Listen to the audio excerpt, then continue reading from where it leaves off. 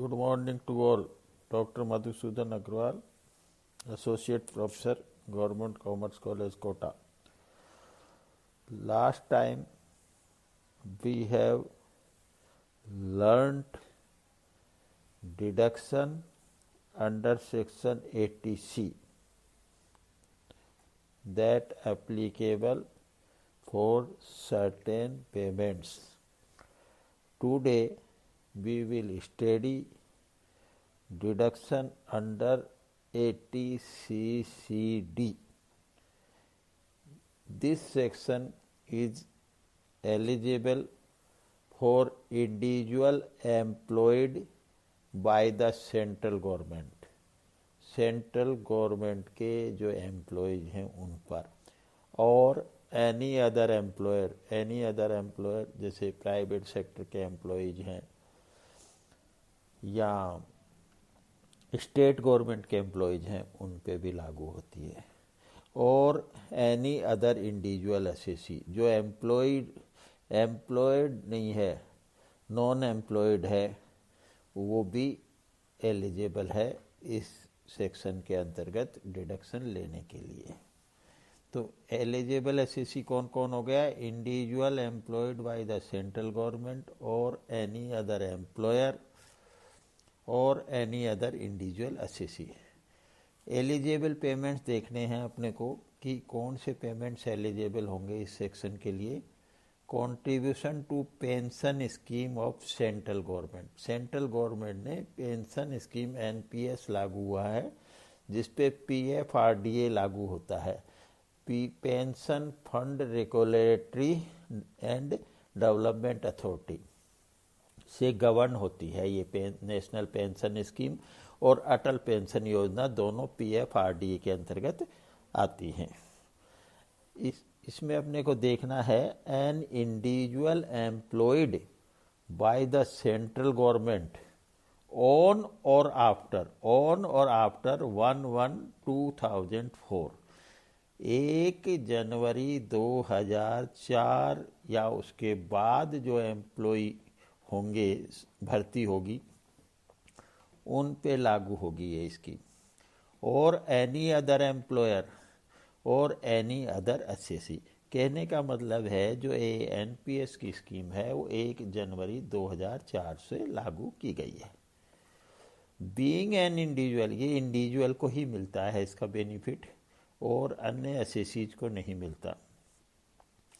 Who has paid और deposited any amount in his account under A notified pension scheme के अंतर्गत जो उसका खाता खुला है नोटिफाइड पेंशन स्कीम के अंतर्गत, to his individual pension account under national pension scheme NPS और अटल पेंशन योजना एपीवाई। इसके अंतर्गत यदि किसी व्यक्ति ने एनपीएस और एपीवाई के अंतर्गत कोई खाता खोला है और उसमें वो कोई कंट्रीब्यूशन देता है तो वो एलिजिबल पेमेंट कहलाएगा। अब ये है परमिसेबल डिडक्शन। परमिसेबल डिडक्शन किसको ये परमिट होगा, ये डिडक्शन किसको मिलेगा? एम्प्लॉयज कंट्रीब्यूशन पे मिलता है, और यदि वो एम्प्लॉय कहीं एम्प्लॉयड नहीं है, नॉन एम्प्लॉयड है, तो इंडिविजुअल्स के कंट्रीब्यूशन पे भी मिलता है। तो एम्प्लॉयज कंट्रीब्यूशन और इंडिविजुअल्स कंट्रीब्यूशंस पे ये डिडक्शन परमिसेबल है। इन case of A salaried individual, यदि वो सैलरीड पर्सन है, deduction of own contribution under section 80CCDB। यदि कोई सैलरीड पर्सन है और उसका स्वयं का कंट्रीब्यूशन यदि वो देता है तो उस पे सेक्शन 80CCD1 लागू होगा। कहने का तात्पर्य ये है कि उसको डिडक्शन 80CCD1 के तहत मिलेगा, परंतु इसकी भी सीमा है। जो on contribution is restricted to 10% of his salary. ये डिडक्शन 80CCD का मिलेगा, 1 का मिलेगा, 80CCD1 का, वो उसकी सैलरी के 10% तक रेस्ट्रिक्टेड कर दिया जाएगा।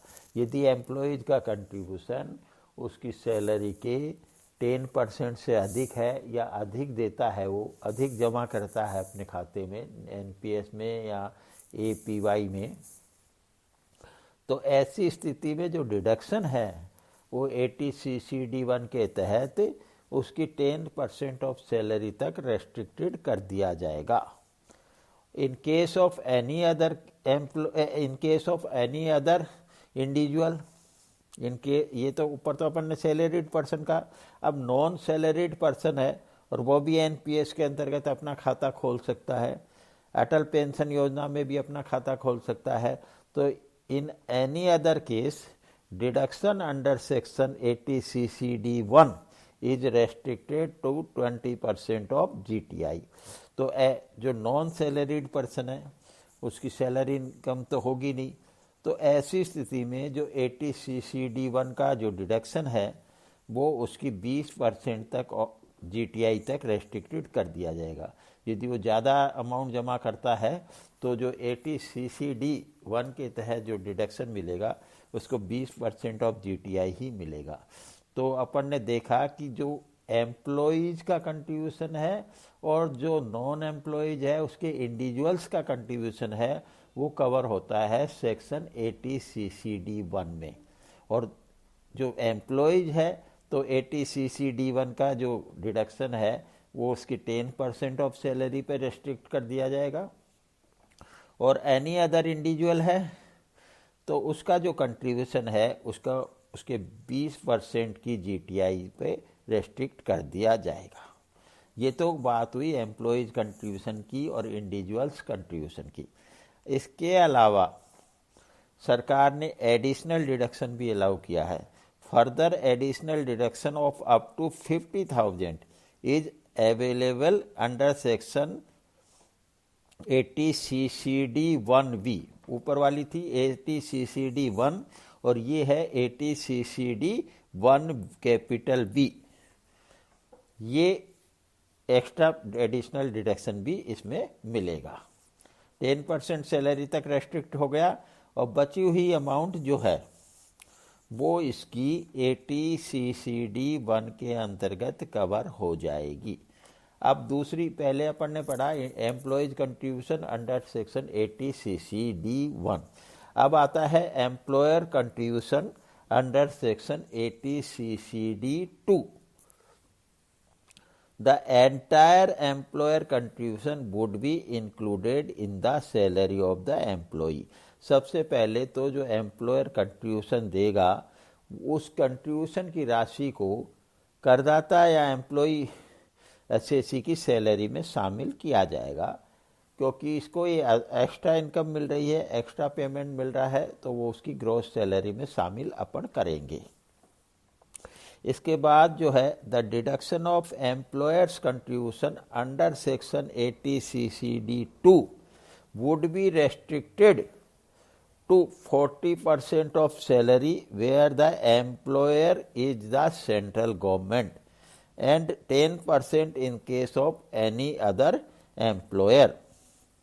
तो 80CCD2 के तहत जो डिडक्शन मिलेगा एम्प्लॉयर्स कंट्रीब्यूशन पे, तो एम्प्लॉयर यदि सेंट्रल गवर्नमेंट है तो 14% पर रेस्ट्रिक्ट कर देंगे, और अन्य कोई एम्प्लॉयर है तो उसे 10% पे रेस्ट्रिक्ट कर देंगे। ये है। तो यहाँ अपने दो बात देखी, एम्प्लॉयज का कंट्रीब्यूशन 80CCD1 के तहत आएगा और एम्प्लॉयर्स का कंट्रीब्यूशन जो है 80CCD2 के तहत आएगा।